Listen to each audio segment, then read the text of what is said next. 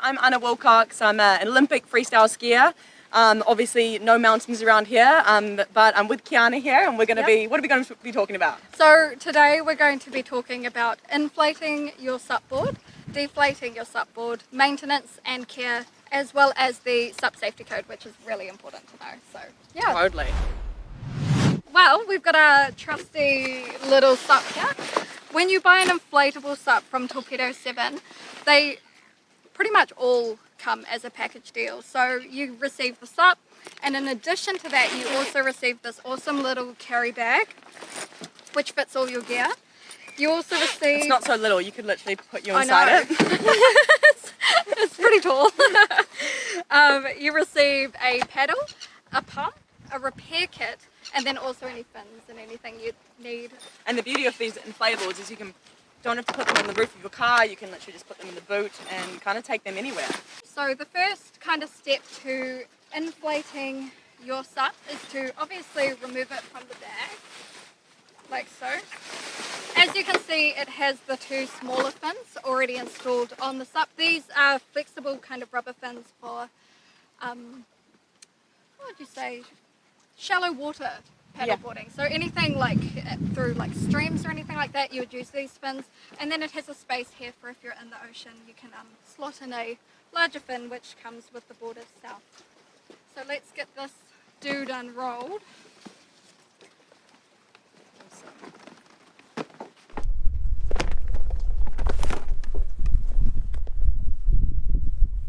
Perfect. So this is what it will look like. Don't worry about the crinkles. Obviously, as you pump it up, those will disappear off the board.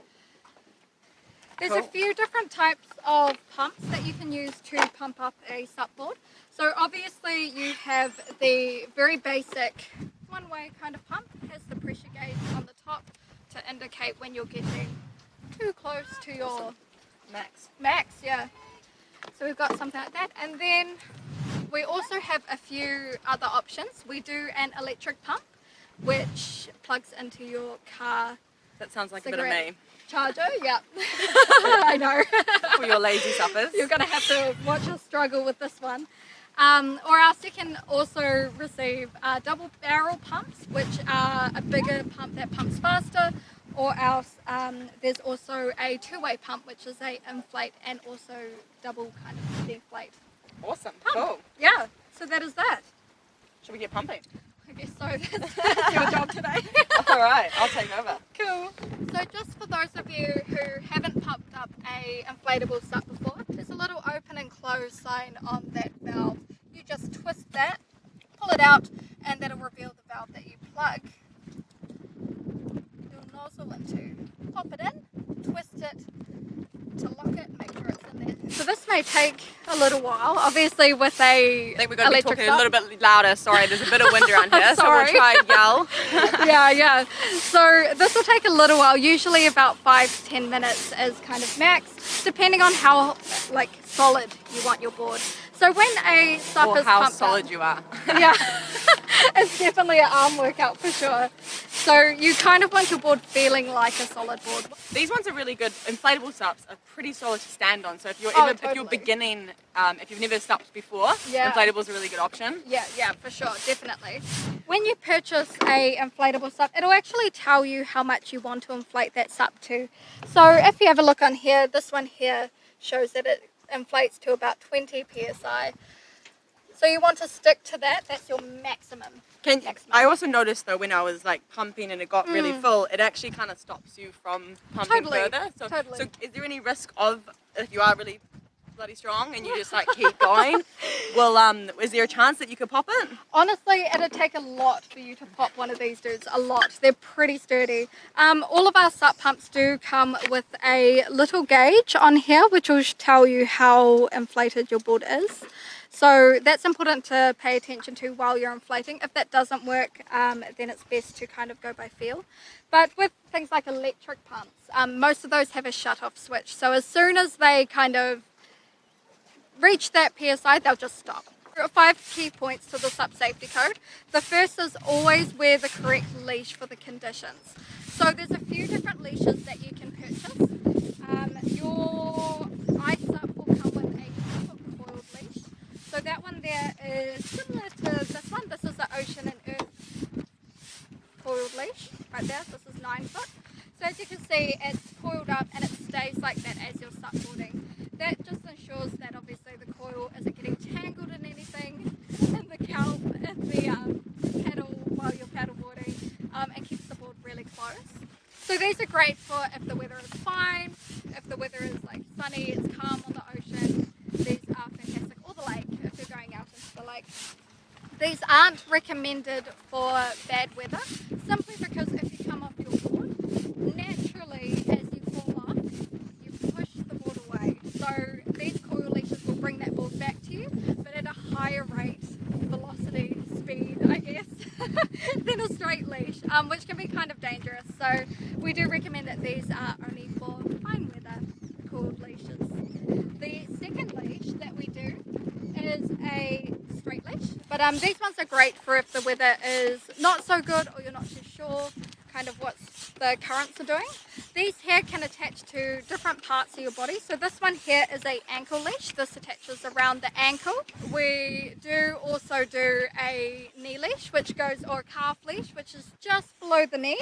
And then you can also purchase a waist attachment leash. The waist leash is the kind of the only leash we recommend for average weather conditions, simply because it's a quick release kind of tab that'll pull off if you're getting separated from your board. So that's really great as well.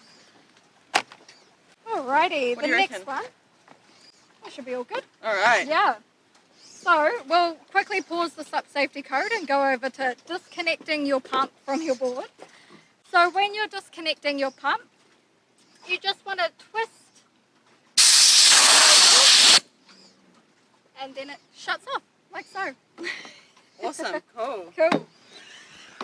Well, I'm guessing you're going to have to wear a life jacket with one of these, aren't you? Oh, for sure, totally. So a lot of people don't know that it's an actual legal requirement to wear a life jacket while you're on a SUP. So that's really important to know. Definitely buy a life jacket when you're buying the SUP at the same time.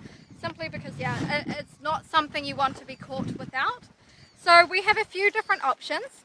Any life jacket is kind of fine for SUP boarding. However, we do recommend that you buy something like a... Want me to put it on? Totally. I'll demonstrate, guys. Fashion show. Yeah, for sure. So something like this here is great. Really basic, very versatile, so it can be used for pretty much any kind of water sport. You want to look for something with really wide armholes, as Anna is showing us here. Yeah. Really wide armholes. That just prevents any kind of pedaling kind of rub or anything like that, any kind of rubbing areas, so that's quite important. We also do waist belt life jackets. So this kind of guy is a inflatable one. We do recommend these for more experienced SUP boarders, simply because obviously it's a process to get this to inflate, so it has a few different steps involved. Whereas a normal life jacket, if you fall in, is just there. It's already ready to go. So, but that is another option. A little bit smaller, a little bit easier to kind of a little bit on. sexier. Yeah. You don't get any chafe, which is quite good as well. Totally. The next kind of part of the SUP Safety Code is know the conditions. So I'm going to grab these as well. But knowing the conditions and the weather conditions before you go out on the SUP is really important. Especially knowing kind of the inland conditions as well as the out in the water kind of conditions. Checking the winds as well, because obviously if it's onshore, it's quite good, because then if anything happens or you get tired, you know, you're probably going to drift onto shore. But if it's offshore, you've got to be really aware and probably stay a little bit closer, because I've definitely been caught out where paddling against the wind, if the wind picks up unexpectedly, is not fun. We end up getting down on your knees and you're trying to like not become it. It's not great. So don't do that. Don't recommend at all. The last one is making sure that you are taking 2 ways of contacting people. So I've got 2 examples here. Number 1 is take a phone. Phones, if you're staying close to shore, will usually work. So taking a waterproof phone case. This one here is a floating phone case, so if you drop it into the water, it'll stay above the water, which is major key. Yeah. Major key. And then something like a whistle even will work, so you can call for help offshore should you need it. Also, another really great kind of way of calling for help if you are really interested in SUP boarding, or even really keen on like outdoors stuff in general, hiking, tramping, is PLBs, or personal locator beacons. Most of the time those are waterproof. They're quite pricey though, but yeah, they'll work without reception or anything, and they're fantastic if you're going on longer journeys. Yeah, for sure. That's one of those where like a GPS will send a signal somewhere. Totally. And then, Totally. So there's a few different ones around. I know Garmin do like a little like tiny guy, but it is subscription based, I think. Or another option is just to make sure you tell someone where you're going as well. It's really important with anything outdoor activities. Yeah, so the kind of final SUP safety code point is make sure you're telling somebody where you're going, or going with friends. Make sure you have somebody along there with you. For safety, I guess. Yeah. Depending on where you're going, there are a few different kind of care kind of tips that you should take into account. So if you're supping in fresh water, what you really want to do is ensure that you wash your board with fresh water afterwards. Run a hose over it, just because with fresh water, you know, lakes, rivers, all that kind of stuff, there's a lot of like natural bacteria and really like nasty kind of things that are in that water that can really damage the board. So things like even like bird poo or Didymo? Is that Didymo? Yes, that's it. I always think of Didymos as like tiny little, like, I don't know, little creatures. Like these little creatures that are just like hanging out in your cogs and stuff. So totally. Yeah, they'll don't mix those with other lakes. No, and you want to make sure that if there's anything in one lake, you don't want to be dragging it over into another the next time you go SUP boarding. So making sure that you're rinsing that down really well after freshwater supping is real important. And what about saltwater? Saltwater. So saltwater is a little bit easier. So salt isn't too corrosive on these boards. The PVC is really hard wearing, so you don't have to rinse it down after every single kind of paddleboarding experience. With these paddles, obviously because they are aluminium, you want to make sure that you rinse them down really well after being in the salt water, because it does leave a residue, and you'll find very quickly that your paddle will no longer be adjustable. You won't be able to pull it off. It can really damage them. So make sure if you're doing anything, you're rinsing down these paddles after SUP boarding. Awesome. Yeah. And if you are keeping it in a batch, do you have to deflate it and fold it away, or if you're just leaving it in one place, can you leave it inflated? Yeah, so totally. So leaving it inflated is totally okay, depending on where you store it. So you really want to store these inflatable SUPs somewhere that's really cool, or at least temperature controlled. So putting them up into an attic can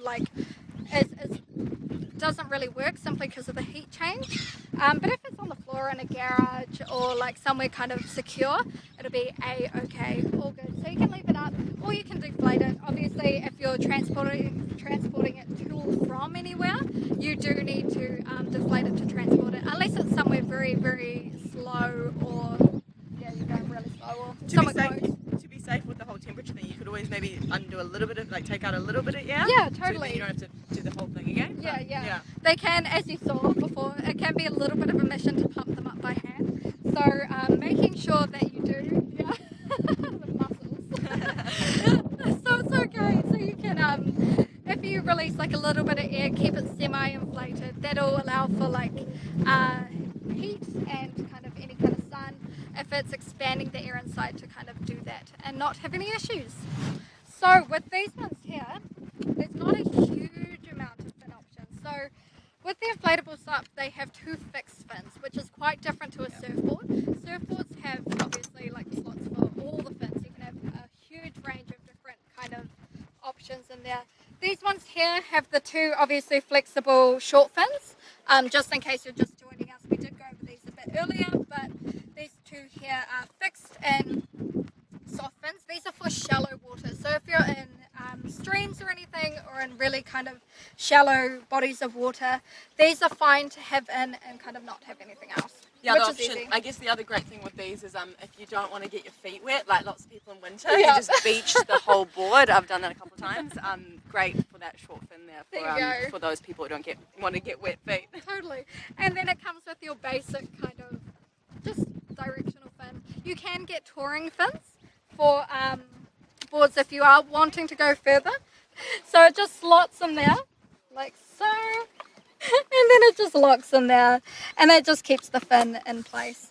And what about deflating it? Is that is that something that you lie on? You know, like a lot of people undo the valve off their air mattress and then you know, strike a pose. That's not what you do? We totally don't recommend that. You can, but it definitely shortens the life of the board. So ideally, with deflating one of these boards, what you really want to do is you want to twist the nozzle, push the center toggle in, I guess you could call it, and then twist it slightly to the left. And what that will do is that will lock this toggle down and in the open position, and that way you can release the air and kind of leave your board for 5-10 minutes to kind of just totally release.